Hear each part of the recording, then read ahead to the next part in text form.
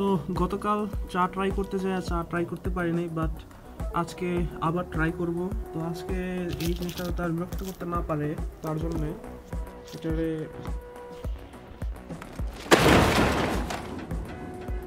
ফেলে এটা নিয়ে যাব। তো দেখি আজকে এটা দিয়ে কেমন লাগে চা খায়।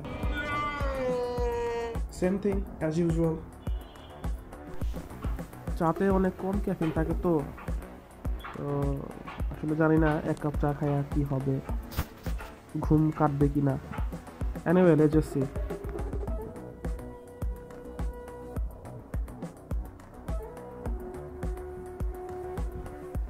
অনেস্টলি সত্য বলতে আমার এটা পছন্দ হইতেছে না।